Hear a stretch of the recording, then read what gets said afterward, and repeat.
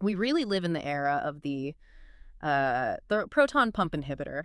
I mean, we just hand out triple therapy regimens like candy these days. Oh, absolutely. Yeah, we do. And, from a primary care perspective, it is remarkably easy to think we've effectively solved peptic ulcer disease. Yeah. You run the serology or maybe the urea breath test, you confirm the bacterial load, prescribe the eradication pack, and you just assume the mucosal defect will heal. Right, you assume the problem is gone. Exactly. But fast forward to, say, 3 o'clock in the morning on a surgical night shift. That is a very different scenario. It really is. Your patient is aggressively hypotensive, they're tachycardic into the 140s, and they are actively vomiting massive volumes of unclotted bright red blood.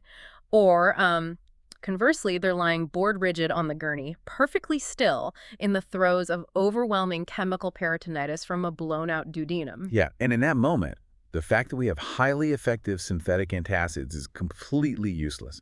You are staring down the barrel of a catastrophic mechanical failure.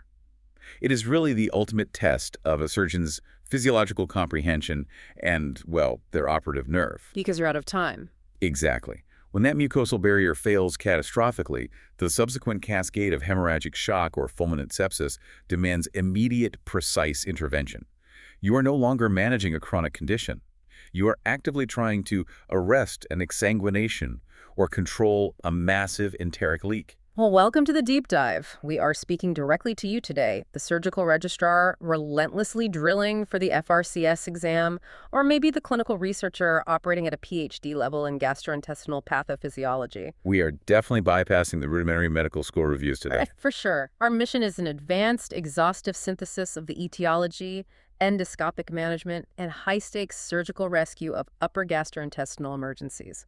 Yeah, and we are pulling together a massive stack of literature for this. We've got the 2021 American College of Gastroenterology Clinical Guidelines, the definitive surgical frameworks from the Clinch Systematic Review on giant duodenal defects. Which is a fantastic paper, by the way. It really is. Plus, we're looking at the latest SAGES multi-center data on endoscopic stenting, and we're deeply examining the nuanced physiological triggers highlighted in the recent Danish cohort studies. It is an incredibly rich intersection of literature. We are tracking a paradigm where advanced interventional endoscopy is aggressively encroaching on traditional surgical territory. Right, forcing the general surgeon to master highly complex, often destructive salvage operations when those endoluminal techniques inevitably reach their physical limits. Because you cannot perform a definitive anatomical reconstruction if you do not intimately understand the biochemical and pharmacological environment that, precipitated the structural failure in the first place. Exactly.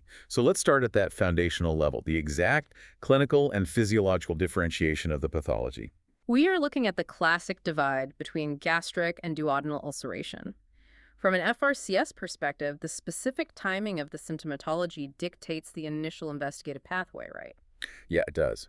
The clinical presentation is entirely governed by the mechanical and chemical phases of digestion. So take the classic gastric ulcer, which is typically situated on the lesser curvature. Right. The patient reports pain exacerbating 30 to 60 minutes postprandially. And the physiology here is immediate. Mastication and deglutition initiate the cephalic and gastric phases of acid secretion. So the mouth and brain are telling the stomach to get ready. Exactly. As the food bolus enters and distends the gastric body, vagal mechanoreceptors trigger a massive release of acetylcholine. At the same time, G cells release gastrin, and enterochromaffin-like cells release histamine. It's a synchronized chemical dump. It is. And then the parietal cells flood the lumen with hydrochloric acid. This highly acidic wave immediately washes directly over the exposed, denuded nerve endings within that gastric ulcer crater. So the physiological consequence is an immediate, localized, visceral pain response. I mean, it hurts exactly when they eat. Right. And because of that, the patient develops a learned behavioral aversion to eating. Which leads to the classic presentation of profound weight loss and cachexia associated with severe gastric ulcers. Exactly. But the duodenal ulcer behaves inversely, which it seems counterintuitive if we assume all upper GI pain is just acid-driven. Right, because food actually helps them, right? Yeah, it is acid-driven, but the temporal delivery of that acid is delayed by the pyloric sphincter. With a duodenal ulcer situated typically in the first part of the duodenum, or D1, the pain is frequently relieved by food intake. Because the food acts as a shield. Exactly. When the patient eats, the pylori sphincter functionally closes to allow the stomach to thoroughly mix the bolus with pepsin and acid, creating chyme. The food physically buffers the immediate acid load. But that relief doesn't last. No, it doesn't. 2 to 3 hours later, the stomach begins its controlled emptying. The highly concentrated acidic chyme is forcibly ejected into the duodenal bulb, directly bathing the ulcerated mucosa. And that's when the pain hits. Furthermore, these patients frequently report being awakened from sleep by severe epigastric pain, specifically around, 2 or 3 in the morning. That is a direct manifestation of circadian acid physiology. Basal acid output peaks nocturnally due to unopposed vagal tone, independent of food stimulation. So the stomach is just pumping out acid while they sleep? Yeah, and the stomach is empty, so there is zero buffering capacity, and the highly acidic output dumps straight into the duodenum. Which explains why the duodenal ulcer patient often develops a habit of constant nocturnal snacking. They're trying to actively maintain that food buffer. Right, which is why they can present with paradoxical weight gain. Okay, so we have the clinical temporal divide down. Now let's look at the etiological drivers. I mean, we all know the dominant histological culprits. Right, the usual suspect. Yeah. You have Helicobacter pylori, a gram-negative microaerophilic bacterium that utilizes the enzyme urease to convert urea into ammonia. It basically surrounds itself in a protective alkaline cloud. Exactly. And while it's doing that, it's vacuolating cytotoxin A and CAG-A proteins actively destroy the epithelial tight junctions. And then, of course, you have the systemic inhibition of cyclooxygenase by NSAIDs, which plummets the production of protective mucosal prostaglandins, specifically PGE2 and PGI2. Those are the physical agents of destruction. You eliminate the H. pylori with a rigid regimen, typically a proton pump inhibitor, clarithromycin, amoxicillin, or metronidazole for up to 14 days, and you cease the NSAIDs. In a purely mechanical model, the problem is solved. But this is where the literature is forcing a massive physiological reassessment. And I want to get into this because for decades, the dogma dictated that psychological stress as an ulcerogenic factor was entirely a myth. Oh yeah, we were all taught it was an old wives' tale. Right. Supposedly definitively debunked by the Nobel Prize-winning discovery of H. pylori. Yet, looking at the recent Danish register-based cohort study led by Detting and colleagues, we are seeing a massive correction back to a biopsychosocial model. The dating study is a methodological triumph in epidemiological tracking. I mean, the Danish healthcare system utilizes national registers that track every single prescription redeemed and every hospital admission code with staggering precision. They don't miss a thing. No, they don't. They took a cohort of 17,525 residents in northern Jutland and prospectively tracked them for 33 months. Crucially, they didn't just ask if the patients, felt stressed. Because that's too subjective. Right. They utilized Cohen's Perceived Stress Scale, the PSS-10, which is a rigorously validated psychometric tool designed to measure the degree to which daily situations are appraised as unpredictable, uncontrollable, and overloading. So they are quantifying the exact subjective burden of allostatic load. Exactly. And the hard endpoints they looked for were strictly defined. They only counted incident cases of peptic ulcer disease requiring either full triple therapy eradication or a formal hospital diagnostic code. So no self-reported stomach aches, real verified ulcers. What were the numbers? They recorded 121 incident cases. When they stratified the cohort into quintiles based entirely on their baseline PSS-10 scores, the raw incidence in the lowest stress quintile was 0.4%. But in the highest stress quintile, the incidence jumped to 1.2%. Okay, but a skeptic would immediately argue that highly stressed individuals are simply self-medicating with NSAIDs, right? Or smoking more, or consuming higher volumes of alcohol, all of which are independent variables for ulcerogenesis. And that is exactly what the researchers controlled for. They ran an extensive multivariate regression analysis. They adjusted for age, gender, socioeconomic status, concurrent NSAID use, tobacco consumption, and baseline health metrics. You stripped all that away. They did. And even after isolating out all of those massive confounding variables, the individuals residing in the highest stress quintile exhibited an adjusted hazard ratio of 2.24. Wow. Yeah. They had a greater than twofold increased risk of developing an ulcer compared to the baseline group. A hazard ratio of 2.24 is impossible to ignore in clinical practice. But we need to bridge the gap between a psychometric score and a physical crater in the duodenal mucosa. How does a subjective state of psychological overload actually translate into necrotic tissue? We have to look at the severe neuroendocrine derangements caused by chronic stress. A persistent state of psychological overload permanently upregulates the hypothalamic pituitary adrenal, or HPA, axis. The stress pathway. Right, the hypothalamus secretes corticotropin-releasing hormone, driving the pituitary to release ACTH, which relentlessly forces the adrenal cortex to pump out cortisol. High circulating levels of systemic cortisol are profoundly immunosuppressive at the mucosal level. So it's actively weakening the gut. Specifically, it downregulates the production of secretory immunoglobulin A, which is the exact mucosal antibody required to prevent H. pylori from adhering to the gastric epithelium. You are essentially disabling the local immune perimeter. Exactly. But it goes further than that. Chronic stress also induces persistent sympathetic nervous system overactivation. Sympathetic tone governs the vascular beds of the splanchnic circulation. The blood supply to the gut. Yes. When the sympathetic system is locked on, it causes chronic splanchnic vasoconstriction. It continuously shunts blood away from the gastrointestinal tract toward the skeletal muscles. Creating a state of chronic low-grade mucosal ischemia. Precisely. And if mucosal blood flow drops, you lose three critical defensive mechanisms simultaneously. First, you lose the delivery of oxygen required for normal epithelial cell turnover and repair. Makes sense. What's the second? Second, you drastically reduce the delivery of systemic bicarbonate, which the mucosa normally secretes into the mucus layer to neutralize the back diffusion of hydrogen ions. And third, you lose the vascular washout effect, where the blood flow physically carries away toxic metabolites and penetrating acid. So stress doesn't magically summon an ulcer out of thin air. No, but it systematically strips away every physiological defense mechanism, allowing a standard H. pylori colonization to become exponentially more invasive and destructive. For the clinician, this means acknowledging that refractory ulcer disease might not be a failure of the clarithromycin dose, but a failure to address the patient's underlying allostatic load. That's exactly the takeaway. But let's aggressively shift the clinical scenario, because if that patient arrives in the resuscitation bay hypotensive, pale, and vomiting liters of clotted blood, we are entirely past the point of discussing their HPA axis. Oh, absolutely. In a massive upper GI hemorrhage, the diagnostic and therapeutic focus narrows to a single overriding imperative, establishing immediate hemodynamic control and arresting the active bleeding. To navigate this acute phase, we are dissecting the 2021 clinical guidelines from the American College of Gastroenterology. These guidelines form the absolute backbone of modern resuscitation protocols. But reading through the ACG framework, there is a specific recommendation regarding pharmacological management prior to endoscopy that feels entirely contradictory to standard surgical dogma. You are referring to the equivocal stance on the pre-endoscopic administration of proton pump inhibitors. Yes.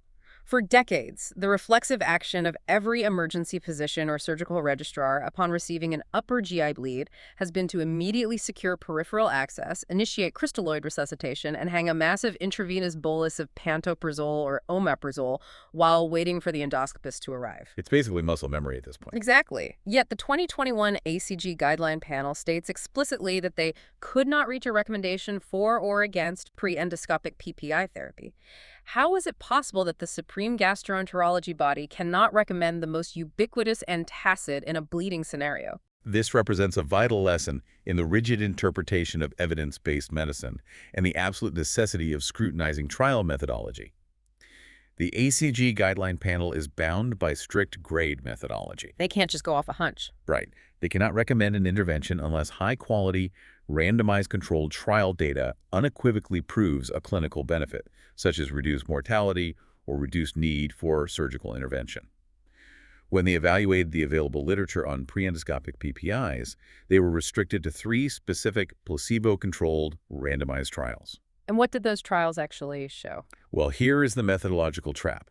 In 2 of those older foundational trials, the investigators randomized patients presenting with an upper GI bleed to receive either a pre-endoscopic PPI or a pre-endoscopic placebo. Standard RCT setup. Yes, but here is the critical flaw. If the patient in the placebo arm went to endoscopy and the gastroenterologist found an actively spurting ulcer, that patient was kept on the placebo after the endoscopy, purely to maintain the integrity of the randomized trial arms. Wait, really? Withholding a proven definitive therapy for a diagnosed bleeding ulcer post-endoscopy. That is an egregious violation of the modern standard of care. It introduces an insurmountable bias. If you deliberately deny a patient post-endoscopic acid suppression, their rates of rebleeding and mortality will undoubtedly skyrocket. Of course they will. Therefore, you cannot isolate the specific efficacy of the pre-endoscopic dose, because the intentional post-endoscopic deprivation fundamentally corrupts the outcome data. So the panel had to essentially discard that flawed data. What trial were they left with? They relied heavily on a methodologically sound trial by Lau and colleagues. In this trial, every single patient, regardless of whether they received a pre-endoscopic PPI or a placebo, received the exact same high-dose standard of care PPI therapy immediately after the endoscopy. Okay, so that isolates the pre-endoscopic variable. Exactly. And when you isolate the variable that way, the data showed that administering a PPI prior to the scope did not yield a statistically significant reduction in overall mortality, nor did it significantly reduce the rate of rebleeding before the scope occurred. Interesting. So bound by the statistical realities of that specific trial, the panel could not issue a formal recommendation in favor.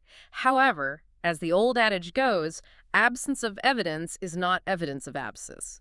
The panel deliberately chose not to recommend against the practice either. Exactly. The panel acknowledged the wide confidence intervals and the clinical pragmatism of the situation. While the data doesn't prove it saves lives on a population scale, there is a clear mechanism of action and indirect evidence suggesting that if endoscopy is going to be significantly delayed, say, in a district general hospital where the interventional gastroenterologist won't be available for 12 hours, initiating profound acid suppression might downgrade the severity of the bleed, Potentially converting an actively spurting vessel into a clot-covered stigmata by the time the scope is introduced. Right. So while you won't fail an exam for initiating the drip, you absolutely must know the methodological nuance of why the guidelines are technically equivocal. Once resuscitated, the guidelines advocate for endoscopy within a strict 24-hour window. The gastroenterologist navigates the scope into the duodenum looking for specific Forrest classification stigmata. An actively spurting arterial bleed, a continuous venous ooze, or a non-bleeding visible vessel in the ulcer base all mandate immediate, aggressive endoscopic intervention. The traditional endoscopic armamentarium remains vital here. The endoscopist utilizes thermal therapy, such as bipolar electrocoagulation or a heater probe, directly applying energy to thermally weld the vessel closed. Or they employ injection sclerotherapy, using agents like absolute ethanol or epinephrine to induce intense localized vasospasm and sclerosis. But the 2021 ACG guidelines have integrated remarkable new technologies for cases where thermal probes are physically impossible to deploy. I really want to highlight the inclusion of TC325 hemostatic powder spray. Yes, let's talk about that.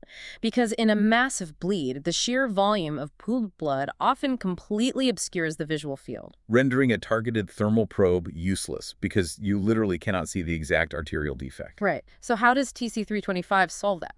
TC325 is a revolutionary addition. It is a proprietary inorganic mineral-based powder. It is highly hydrophilic, meaning it rapidly absorbs water. When it is sprayed under pressure through the working channel of the endoscope and comes into contact with the moisture of actively spurting blood, it instantly absorbs the plasma water. As if it dries it up. It dramatically concentrates the clotting factors, platelets, and red blood cells at the site, while simultaneously forming a cohesive, adhesive mechanical barrier over the entire area. It is effectively a synthetic instant clot that seals the entire bleeding field without requiring the endoscopist to perfectly target a 2 mm vessel. It acts as an incredible bridge to stability, allowing the patient to be resuscitated and the field to clear for definitive therapy later, if necessary. That's amazing. The guidelines also strongly feature over-the-scope clips, or OTSCs, which are mechanically fascinating. I mean, we are all familiar with standard through-the-scope clips, the small metal jaws deployed down the working channel to grasp superficial mucosa, but an over-the-scope clip is a different beast entirely. An OTSC is mounted on a clear plastic cap attached to the distal pip of the endoscope, functioning similarly to a varicose band ligator. The clip itself is constructed from nitinol, which is a shape memory alloy. And it's huge comparatively. Because it is mounted on the outside of the scope, the jaws are exponentially larger than a standard clip.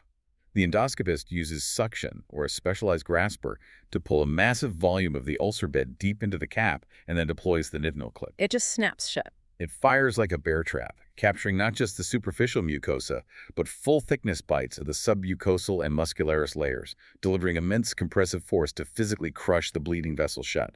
And the ACG guidelines specifically suggest the OTSC for one of the most dreaded clinical scenarios: recurrent hemorrhage following a previously successful endoscopic hemostasis.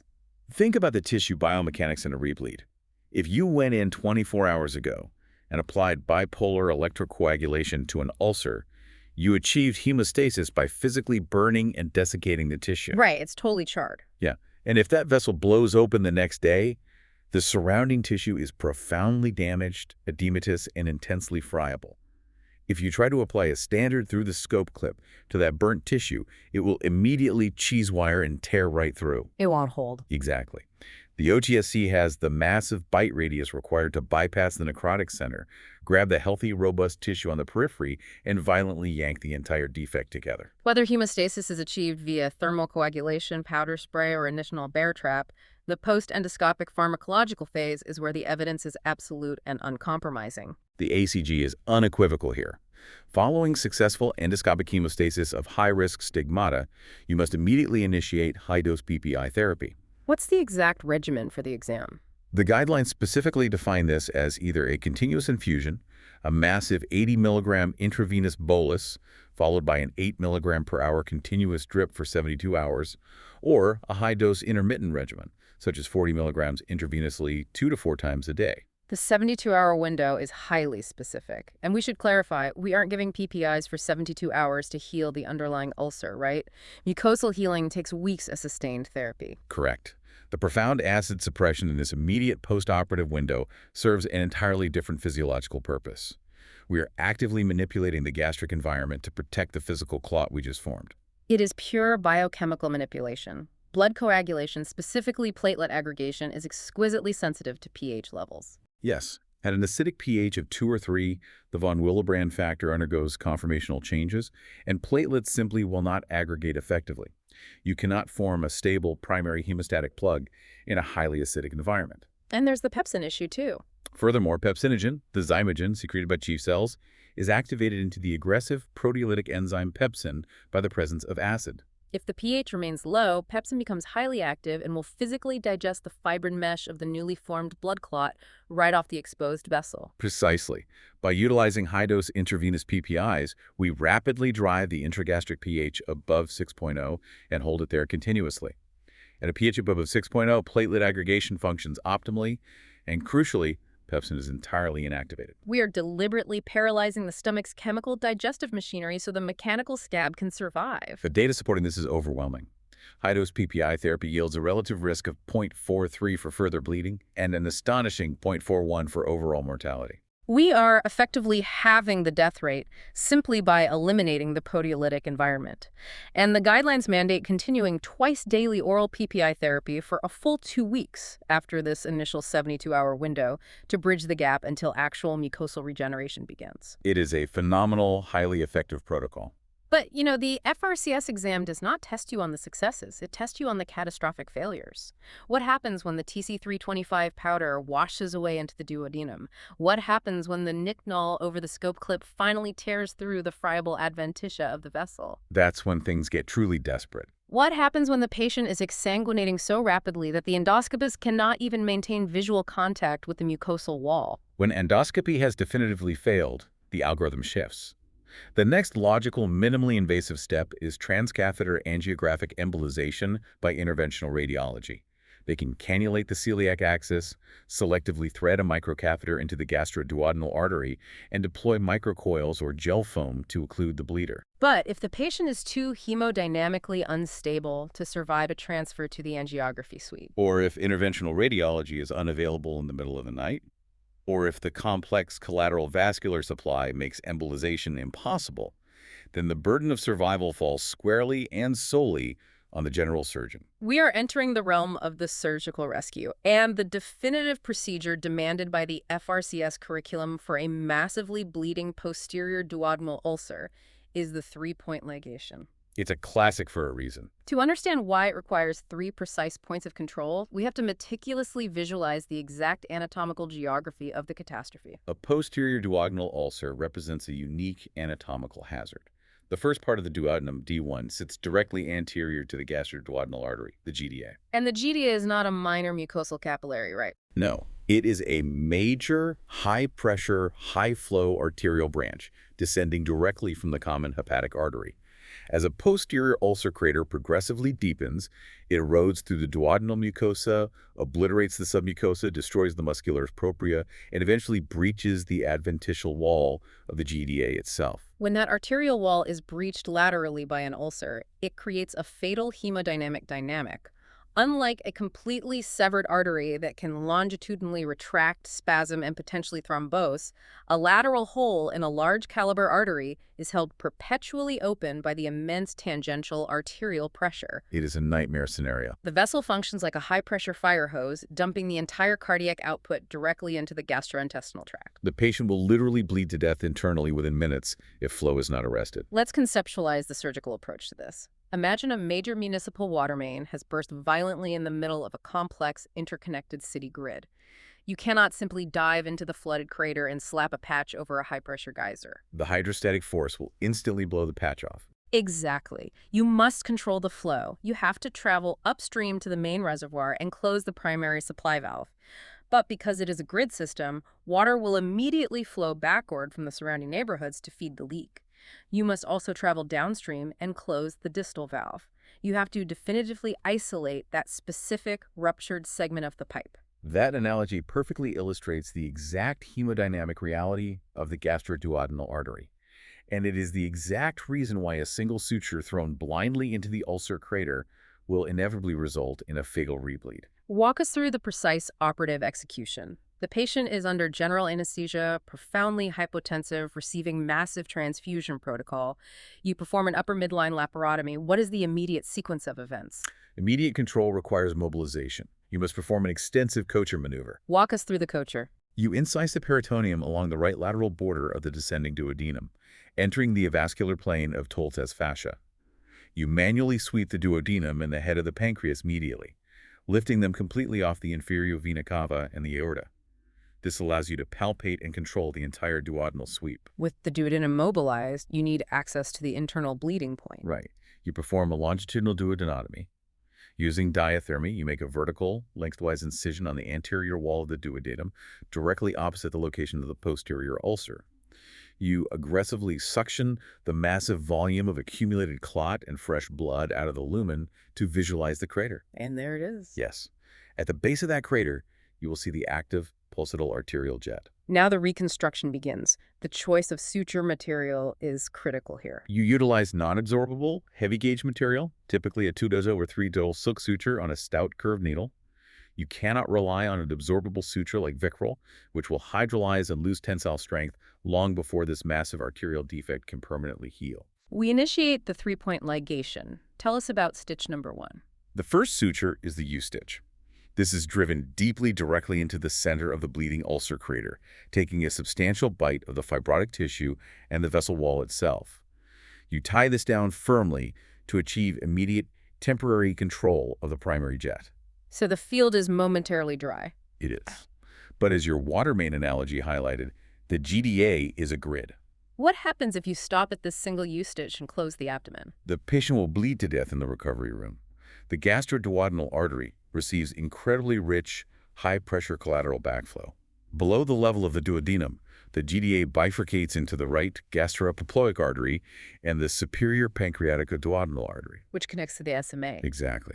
This superior artery forms a direct anastomotic arcade with the inferior pancreaticoduodenal artery, which is a direct branch of the massive superior mesenteric artery. If you only occlude the hole, the superior mesenteric artery will simply reroute high-pressure blood backward up the arcade, blowing out your single stitch within hours. You must secure the distal and proximal flow. This is where stitches 2 and 3 are deployed. Stitch 2 is placed superiorly at the proximal or cephalad edge of the ulcer crater. This deeply ligates the GDA as it descends from the hepatic artery, shutting off the primary forward flow. And stitch 3. Stitch 3 is placed inferiorly at the distal or caudad edge of the crater. This deep bite definitively ligates the GDA below the level of the ulcer, completely obliterating the collateral backflow from the pancreaticoduodenal arcade. One deep U-stitch directly on the defect, one locking suture upstream, one locking suture downstream, the definitive 3-point ligation. However, the examiners will probe your anatomical awareness here. When you are aggressively driving these deep silk sutures into the posterior duodenal wall, you are operating mere millimeters away from the terminal common bile duct and the main pancreatic duct as they converge to empty into the ampulla aorta, just inferiorly. That's a terrifying place to be driving needles blindly. It is. If your inferior bite is too aggressive, you will inadvertently ligate the bile duct, transforming a hemorrhagic crisis into a catastrophic biliary obstruction. Assuming the ligation is perfect and the field is entirely hemostatic, you are left with a longitudinal duodenotomy on the anterior surface that needs closure. And this is a classic trap for the junior surgeon. If you close a longitudinal incision in a tubular structure longitudinally, you inevitably narrow the cross-sectional diameter of the lumen. In the duodenum, this will instantly create an iatrogenic stricture, leading to profound gastric outlet obstruction. You must utilize the Heineke-Mikulitz principle of closure. Exactly. You place traction sutures at the midpoint of the longitudinal incision and pull them laterally, effectively converting the vertical slit into a horizontal transverse defect. You then suture this transverse defect closed using single-layer interrupted ceremuscular sutures. Which changes the geometry. Yes, this geometric manipulation actually widens the local diameter of the duodenal lumen, entirely preventing stricture formation. Now, historically, surgeons did not stop there. The classical dogma dictated that simply oversewing the bleeding point was insufficient because the underlying hypersecretory acid drive remained intact. Surgeons would routinely add a truncal vagotomy bilaterally dividing the vagus nerves at the esophageal hiatus to eliminate the cholinergic stimulation of the parietal cells, combined with a drainage procedure like a pyloroplasty to counteract the resulting gastric stasis. Historical data, such as that published by Schroeder, definitively showed that adding a vagotomy lowered long-term mortality and recurrence rates compared to simple oversewing alone. But we don't really do that anymore, right? No. In the modern era, the addition of an acid-reducing procedure during a massive trauma resuscitation is highly controversial and largely abandoned. The patient is often in severe physiologic extremis, and prolonging the operative time to perform a vagotomy is unjustifiable when we possess profound postoperative intravenous PPIs and highly effective H. pylori eradication protocols to medically cure the underlying disease once the mechanical hemorrhage is controlled. So we have mastered the hemorrhagic crisis, but peptic ulcer disease possesses a second, equally lethal mechanism of action. What happens when the acid crater doesn't erode laterally into a major artery, but instead burns straight down, completely perforating the full thickness of the duodenal wall, creating a free communication between the gastrointestinal lumen and the sterile peritoneal cavity? A perforation triggers an entirely different sequence of catastrophic events. Initially, the highly acidic gastric contents cause a profound, agonizing chemical peritonitis. Within hours, as the leaked food particles and resonant flora proliferate, this evolves into overwhelming bacterial sepsis. The patient goes into shock. Yeah. The patient develops a massive systemic inflammatory response syndrome, or SIRS, leading to profound vasodilation, third spacing of fluids, and rapid cardiovascular collapse. A standard perforated duodenal ulcer, perhaps a few millimeters in diameter, is a common surgical emergency. It's typically managed with a straightforward Graham patch, where the surgeon mobilizes a highly vascularized tongue of the greater omentum, drapes it over the pinhole defect, and sutures it in place to act as a biological seal while the mucosa heals beneath it. But we're focusing on the extremes today. What is the surgical algorithm when the defect is not a manageable 2-millimeter pinhole, but a massive gaping crater? We are dissecting the clinical entity of the giant duodenal perforation.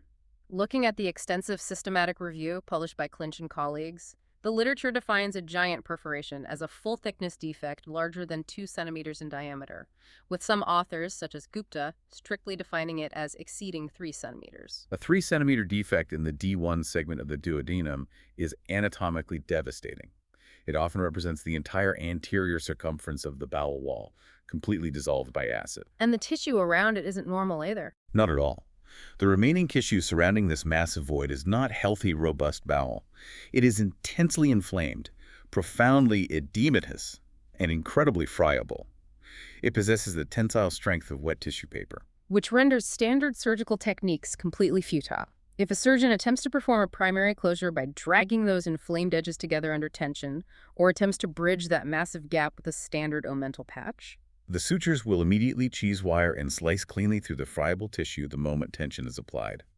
The repair will fail catastrophically upon closure of the abdomen, The enteric leak will persist unabated, and the patient will succumb to unremitting septic shock.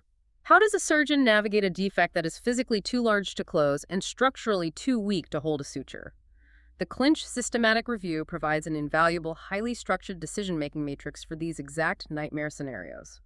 The operative choice is dictated by three critical, rapidly assessed variables. First and foremost is the hemodynamic stability of the patient. Are they actively crashing, requiring escalating doses of vasopressors and profoundly acidotic with a soaring lactate, or are they physiologically compensated? That's the main branch point. What's next? Second is the absolute magnitude of duodenal tissue loss. And third, crucially, is the specific technical expertise of the operating surgeon. Are you a general surgical registrar on a night shift, or are you a consultant hepatobiliary specialist accustomed to complex pancreatic or duodenal reconstructions? Let's run the algorithm for the worst-case scenario. It is 4:00 a.m. The patient is 75 years old in profound septic shock, on maximum noradrenaline support, and extremely coagulopathic. The surgeon is competent, but not a subspecialist. What is the definitive move? In that environment, attempting a complex multi-hour anatomical reconstruction will unequivocally kill the patient on the operating table. The physiological insult of prolonged anesthesia and extensive bowel manipulation is unsurvivable. The surgeon must immediately pivot to damage control principles. So the goal isn't to fix it perfectly. No. The singular objective is not to definitively reconstruct the anatomy, but to quickly, crudely control the lethal enteric leak and transport the patient to the intensive care unit alive. Clinch highlights two primary methods, the triple tube technique and the omental plug. The triple tube technique completely abandons the idea of closing the hole. Instead, it relies on total diversion and decompression. Precisely. You accept that the duodenum is destroyed, and you systematically manage the effluent. Tube number 1 is a large-bore gastrostomy tube placed surgically through the abdominal wall directly into the stomach. This actively decompresses the stomach, sucking out all gastric acid and secretions before they can even reach the duodenum. And tube 2? Tube number 2 is a duodenostomy tube, placed directly into the giant duodenal defect itself. You deliberately create a controlled, externalized fistula, directing whatever fluid bypasses the stomach safely out of the abdomen. Okay, and the third tube? Finally, tube number 3 is a feeding jejunostomy, placed far downstream in the healthy small bowel. This allows you to commence vital enteral nutrition while the entire upper gastrointestinal tract is completely bypassed and allowed to rest. It is a brilliant, albeit morbid, mechanical diversion. And what about the omental plug? We established that an omental patch will fail due to the size of the defect.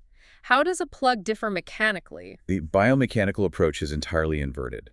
A standard patch is laid superficially over the hole and sutured to the fragile mucosal edges in an attempt to bridge the gap. When the defect is massive, the patch simply caves in or tears away. Oh, that's a plug. An omental plug acknowledges the void. The surgeon fashions a massive, highly vascularized pedicle of the greater omentum and physically drags it deeply into the defect, plugging the hole from the inside out, exactly like forcing a cork into a wine bottle. Oh, wow. So it's actually filling the space. Yes. The sheer bulk of the omentum fills the 3-centimeter void entirely, and the securing sutures are placed much further out on normal, healthy serosa. That's merely to prevent the cork from dislodging, completely avoiding tension on the friable ulcer margins. But let's adjust the variables. What if the patient is young, physiologically stable, and the operating surgeon is a highly experienced hepatobiliary specialist? Then the matrix shifts from damage control to definitive anatomical reconstruction. In expert hands, the patient may undergo a Roux-en-Y duodenojejunostomy. The surgeon transects the jejunum, brings a highly vascularized, healthy loop of small bowel up into the upper abdomen, and anastomoses it directly over the massive duodenal defect, Effectively patching the hole with a massive wall of living, muscular intestine. In the most extreme scenarios where the tissue is entirely necrotic, they may have to perform a pancreas-sparing duodenal resection, painstakingly dissecting the destroyed duodenum away while preserving the microscopic blood supply to the head of the pancreas. The technical difficulty of that dissection is monumental, largely because of the proximity to the ampulla of Vater. The World Society of Emergency Surgery, the WSES, guidelines issue a very specific warning regarding complex perforations that involve the medial wall of the duodenum near the ampulla. The WSES strongly advises against resectional approaches if the ampulla is involved. Attempting to resect tissue near the insertion point of the common bile duct, and the main pancreatic duct in an inflamed septic field carries an unacceptably high risk of catastrophic biliary or pancreatic injury. So what do they mandate instead? In these cases, they mandate damage control, pyloric exclusion.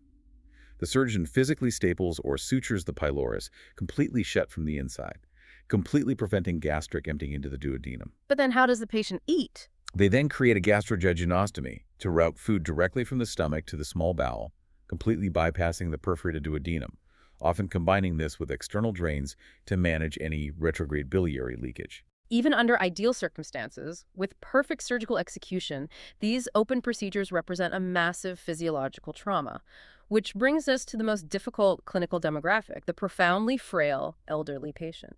Consider an 87-year-old with severe congestive heart failure, advanced COPD, and a massive perforated ulcer. The brutal reality of geriatric surgery is that the surgical intervention itself, the massive midline laparotomy, the severe fluid shifts, the systemic inflammatory response to the trauma, and the prolonged general anesthesia will likely be the exact physiological insult that kills the patient, regardless of whether the anatomical defect is successfully sealed. And this grim reality is driving one of the most remarkable evolutionary leaps in the field. We are analyzing a multi-center study from SAGES, spearheaded by Park and colleagues, that details a radical, minimally invasive paradigm shift for managing perforated duodenal ulcers in the highly frail population, the endoscopic stent. The conceptual logic is breathtaking. If the patient lacks the physiological reserve to survive an open laparotomy to repair the breached pipe from the outside, we bypass the abdomen entirely and line the compromised pipe from the inside. Let's break down the mechanics of the Park protocol. It is a highly coordinated hybrid procedure. The patient is transported to the operating theater, but instead of a massive laparotomy, the surgeon inserts a small laparoscopic camera through a 5mm umbilical port. This laparoscopic phase is non-negotiable. First, you must visually confirm the diagnosis of a perforated ulcer and rule out competing pathologies like ischemic bowel. More importantly, the surgeon utilizes the laparoscope to perform a massive, high-volume lavage of the peritoneal cavity. So they're washing out all the leaked gastric juice and food. Right, systematically washing out the liters of highly toxic acidic fluid and placing a percutaneous drain to continuously clear any residual contamination. Crucially, however, the surgeon makes absolutely zero attempt to physically touch or repair the duodenum from the outside. Because simultaneously, the gastroenterologist has navigated an endoscope down the esophagus, through the stomach, and visualized the massive perforation from the intraluminal side. They pass a guide wire deeply past the ulcer into the distal duodenum. Over this guide wire, they deploy a specific, highly engineered device, a partially covered Hanardo self-expanding metal stent, or SEMS. The architecture of the stent is the key to its success. It is a woven wire mesh cylinder. The proximal and distal ends of the stent are bare exposed metal mesh. However, the central portion of the stent is tightly wrapped in an impermeable silicone membrane. So it's like a sealed tube in the middle? Yes. The endoscopist precisely deploys the stent so that the bare metal ends firmly grip the healthy mucosal wall far above and far below the ulcer, while the silicone-covered central portion sits exactly over the massive perforation. But wait, the immediate mechanical critique of this approach is obvious. The duodenum is a high-pressure, actively peristaltic tube designed to forcefully propel chyme forward. If you have a massive hole in the wall and you simply deploy a hollow tube inside it, won't the massive intergastric pressure simply force the liquid chyme to leak around the outside edges of the stent and blast it straight out through the perforation into the abdominal cavity? It is the most logical concern, but it is overcome by the physical properties of the stent. These stents are deliberately oversized relative to the duodenal lumen. Because they are constructed of a shape memory alloy, they exert continuous, relentless, outward radial force. Oh, I see. So they dig in. Exactly. The bare metal mesh ends aggressively embed themselves deep into the healthy mucosa above and below the defect, creating a perfect watertight seal against the duodenal wall. The silicone-covered section creates an impenetrable internal tunnel spanning the gap. When the stomach empties, the highly pressurized chyme is forced completely through the hollow center of the stent, entirely physically isolated from the necrotic hole in the bowel wall. You have completely sealed a catastrophic leak from the inside out without making a single surgical incision on the bowel. The physiological benefits for a critically frail patient are staggering. You entirely bypass the massive neuroendocrine stress response of an open laparotomy. You avoid the prolonged ileus associated with extensive bowel handling. You maintain the continuity and integrity of the gastrointestinal tract, which drastically reduces the massive translocation of toxic gut flora into the portal venous system. And perhaps the most critical metric in the PARC study. Because the internal pipe is mechanically sealed, these frail patients can initiate early enteral nutrition almost immediately.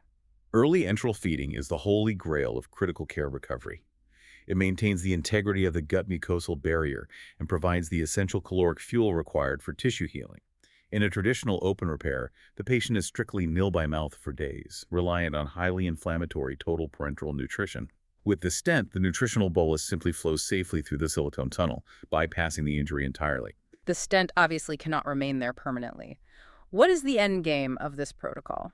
The stent serves purely as a temporary mechanical bridge. It is left in situ for approximately 2 to 3 weeks. Because the massive defect is completely protected from the relentless destructive wash of hydrochloric acid, pepsin, and food particles, the body's intrinsic healing mechanisms can function unimpeded. So the tissue grows over the outside of the stent. Exactly. Robust neoangiogenesis occurs, and healthy granulation tissue rapidly grows across the serosal surface, completely sealing the defect around the outside of the stent. Once radiological contrast studies confirm the leak is definitively closed, the patient undergoes a brief outpatient endoscopy. And they just pull it out. The gastroenterologist snares a purse string wire on the proximal end of the stent, collapses the entire structure, and simply pulls it out through the mouth. The patient is cured without a single suture being placed in their duodenum. It is a masterful demonstration of how mechanical engineering is fundamentally rewriting surgical dogma. However, to truly master the FRCS curriculum, your knowledge cannot end when the acute emergency is resolved. You must intimately understand the chronic, long-term sequelae of peptic ulcer disease. And perhaps more importantly, you must be capable of diagnosing and managing the bizarre anatomical ghosts of historical surgical interventions. We must address the chronic complications. Let's begin with the physical consequence of repetitive mucosal injury and repair: chronic scarring. When a patient suffers from severe recurrent ulceration over decades, the constant cycle of necrosis and subsequent fibrosis lays down dense, unyielding scar tissue. If that repetitive ulceration occurs specifically at the pyloric channel, the highly muscular, narrow valve regulating gastric emptying into the duodenum, the progressive contraction of that dense scar tissue will eventually completely obliterate the lumen. This is the pathophysiology of benign gastric outlet obstruction or chronic pyloric stenosis. The clinical presentation is profound and miserable. The stomach simply cannot empty. The patient presents with relentless projectile vomiting of massive volumes of completely undigested, foul-smelling food. They're often vomiting meals they consumed 12 or 24 hours previously. And metabolically, that's a disaster. It is. Because they are continuously vomiting massive quantities of hydrochloric acid and taking in zero nutrition, they develop a highly specific, severe electrolyte derangement, a hypokalemic metabolic alkalosis. And the kidneys, in a desperate attempt to conserve volume at the expense of pH, will start excreting acid, leading to the classic sign of paradoxical aciduria. The initial management is massive fluid and electrolyte resuscitation. But how do we permanently bypass the fibrotic concrete of the scarred pylorus? Historically, surgeons performed highly morbid gastric resections. Today, the initial approach is entirely endoscopic. The gastroenterologist performs an endoscopic balloon dilatation, passing a robust, deflated balloon precisely through the fibrotic stricture and inflating it under massive hydrostatic pressure to physically tear and fracture the scar tissue, forcefully reopening the channel. But recurrent strictures are common, and repeated dilatations frequently fail. I know the field is rapidly adopting endoscopic ultrasound-guided gastroenterostomies, utilizing specialized lumen-opposing metal stents to create a direct internal fistula from the stomach to the jejunum, completely bypassing the duodenum without ever opening the abdomen. However, when endoscopic avenues are exhausted or anatomically impossible, the definitive surgical rescue is required. And it is crucial to note that massive subtotal or total gastrectomies are largely considered obsolete for benign disease due to their devastating nutritional morbidity. So what's the modern gold standard? The modern surgical gold standard for an intractable benign stricture is a truncal vagotomy to eliminate the underlying acid drive combined with a surgical gastrojejunostomy. bypassing the fibrotic blockage by surgically anastomosing a loop of proximal jejunum directly to the dependent greater curvature of the stomach. Which brings us perfectly to the most highly examinable, often confusing segment of the surgical curriculum. Decades ago, prior to the invention of proton pump inhibitors and the discovery of H. pylori, the absolute only way to cure severe, intractable ulcer disease was to physically amputate the acid-producing machinery. Surgeons routinely performed massive Billroth I and Billroth II partial gastrectomies. And those patients operated on in the 70s and 80s are still alive today. Exactly, and they present with incredibly complex, highly specific pathophysiological derangements that you must be able to diagnose. You're managing the anatomical ghosts of surgeries past. And the most feared, dramatic, and frequently tested complication of a historical gastrojejunostomy reconstruction is the development of a gastrojejunal colic fistula. The anatomy alone is terrifying. A pathological tract completely connecting the stomach, the jejunum, and the transverse colon. How does this even form? It is the catastrophic result of a recurrent ulcer at the surgical anastomosis. Huh. Following a Billroth II gastrojejunostomy, a new peptic ulcer, termed a marginal or stomal ulcer, can form precisely on the jejunal side of the surgical connection. Over years, this aggressive ulcer steadily deepens, eroding through the jejunal wall, traversing the thin mesocolon, and burning directly into the adjacent transverse colon, creating a massive three-way internal cross-connection. The resulting clinical presentation is unforgettable. It is an absolutely brutal triad of symptoms. The pathophysiology dictates the presentation. First, the patient experiences faculent vomiting. They're actively vomiting liquefied stool because the highly pressurized contents of the transverse colon are refluxing directly backward through the fistula and straight into the stomach. Awful. And the second symptom? Second, they suffer from explosive, intractable diarrhea. The freshly ingested stomach contents bypass the entire absorptive surface area of the small intestine, dumping directly into the colon, causing a massive osmotic load. Finally, as a direct consequence of this complete nutrient bypass, they undergo severe, rapid, and profound weight loss, often mimicking an aggressive malignancy. If a patient presents with this exact triad and a history of a remote gastric resection, how do you definitively prove this bizarre anatomy exists? The FRCS examiners will push you on the exact investigative modality. What is the absolute gold standard diagnostic test? This is a classic trap. Do not blindly suggest a CT scan, and do not suggest an upper GI endoscopy or an oral barium swallow as your primary diagnostic tool. The absolute gold standard for diagnosing a gastrojejunocolic fistula is a barium enema. Administering the contrast retrogradely via the rectum. Why is that vastly superior to having the patient simply drink the contrast? It is entirely an issue of intraluminal pressure gradients. The pressure dynamics of the gastrointestinal tract heavily favor flow moving from the colon into the stomach.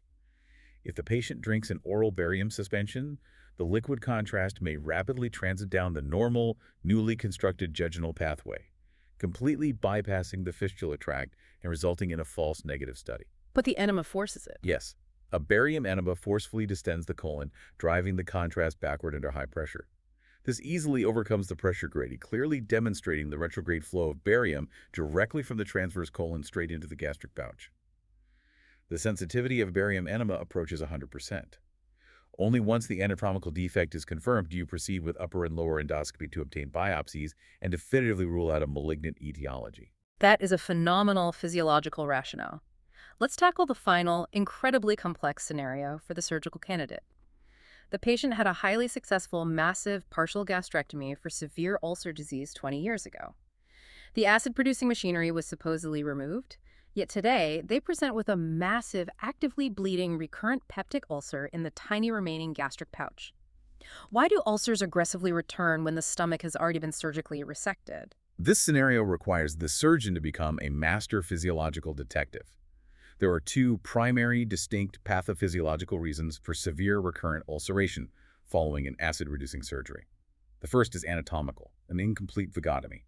The surgeon simply missed a small aberrant branch of the vagus nerve during the initial dissection, most classically the posterior nerve of Grassi, which innervates the gastric fundus. So the signal is still getting through. Right. Because that neural pathway remains intact, the remaining choroidal cells are still receiving constant unchecked cholinergic stimulation to pump out massive volumes of acid. And the second reason is biochemical, the retained gastric antrum syndrome. To understand this, we must review the normal hormonal feedback loop. The antrum, the most distal portion of the stomach, contains millions of G cells.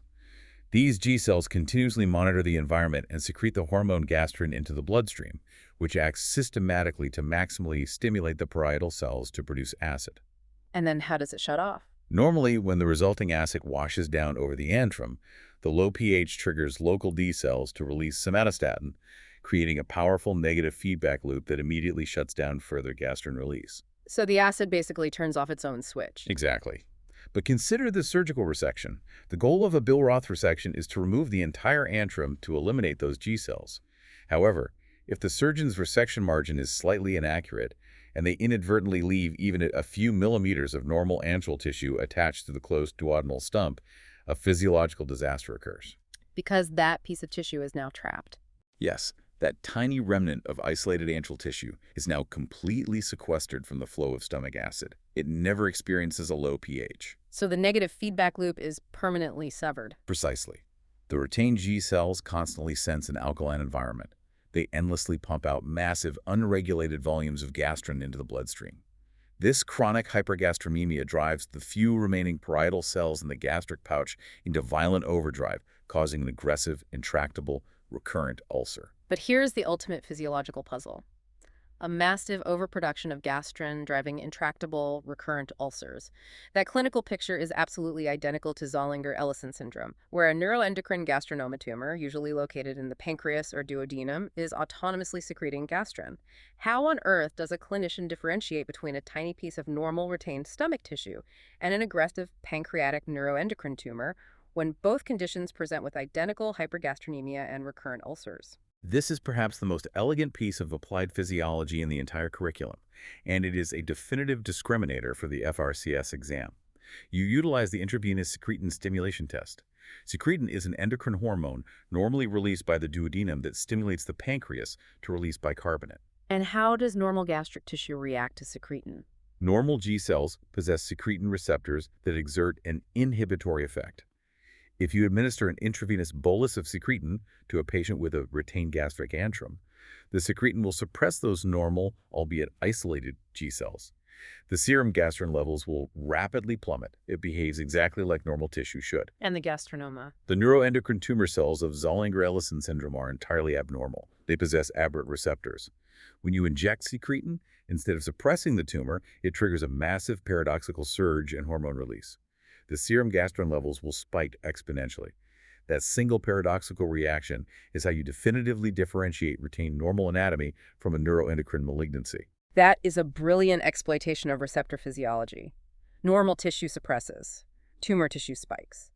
And what if the fasting serum gastrin is completely normal, leading you to suspect the first cause, that the surgeon simply missed a vagus nerve branch 20 years ago? How do you definitively prove the existence of an incomplete vagotomy? You perform a sham feeding test to isolate the cephalic phase of digestion. You pass a nasogastric tube to continuously aspirate and measure basal gastric acid output. You then have the patient chew on highly palatable food, like a steak, and spit it out without swallowing a single morsel. So you're tricking the brain. Exactly. The intense sensory input, the smell, the taste, the act of mastication, signals the brain to fire massive cholinergic impulses down the vagus nerves to prime the stomach for food. If the previous surgical vagotomy was complete and successful, the wires are cut. The brain can send the signal, but it never reaches the stomach. Exactly. A complete vagotomy will show absolutely zero increase in gastric acid output during a sham feed. However, if the sham feeding results in a massive immediate spike in acid production, you have definitively proven, without a doubt, that an intact vagal pathway still exists, actively driving the recurrent ulceration. We have covered a truly staggering amount of physiological and surgical ground today. Let's attempt to synthesize this deep dive. We started by dismantling outdated dogmas, utilizing the immense statistical power of the Danish cohort study to prove that severe psychological stress physically dismantles the gut's mucosal immune perimeter, quantifying exactly how allostatic load creates the optimal environment for an ulcer to form. We then navigated the incredibly strict evidence-based constraints of the ACG guidelines, unraveling the methodological flaws behind the pre-endoscopic PPI debate while reinforcing the absolute biochemical necessity of post-endoscopic high-dose continuous PPI infusions to manipulate the pH and paralyze pepsin, ensuring the survival of the mechanical clot. We explored the bleeding edge of interventional endoscopy, from the hydrophilic mechanics of TC325 hemostatic powder sprays to the massive compressive force of nitinol over-the-scope clips. And when those endoluminal technologies inevitably failed, we descended into the absolute anatomical minefield of a hemorrhaging gastroduodenal artery, meticulously mapping the collateral blood flow to justify the precise, life-saving execution of the three-point ligation. We then confronted the sheer physical horror of the giant duodenal perforation, moving systematically through the clinch decision matrix. From the desperate damage control mechanics of the triple tube technique in the omental plug to the revolutionary paradigm shift of sealing the leak entirely from the inside out, using a covered Hinaro stent in the profoundly frail patient. And finally, we tracked the long-term devastating ghosts of historical surgeries, mastering the pressure gradients of the barium enema to diagnose a gastrojejunocolic fistula, and utilizing the exquisite receptor physiology of the intravenous secretin test to differentiate between a retained antrum and a neuroendocrine tumor. This is the exact caliber of knowledge required. Mastering these exact physiological mechanisms, understanding the precise pharmacological regimens, and being able to flawlessly navigate these incredibly complex surgical decision matrices, that is the definitive difference between a competent surgical registrar and a consultant who easily clears the FRCS exam. It is the crucial evolution from merely memorizing what procedure to perform to deeply, intimately understanding exactly why the underlying biochemistry mandates that specific structural intervention. As we conclude this deep dive, I want to leave you with a final, highly provocative thought regarding the trajectory of our specialty. We have witnessed an incredible, rapid evolution throughout this discussion.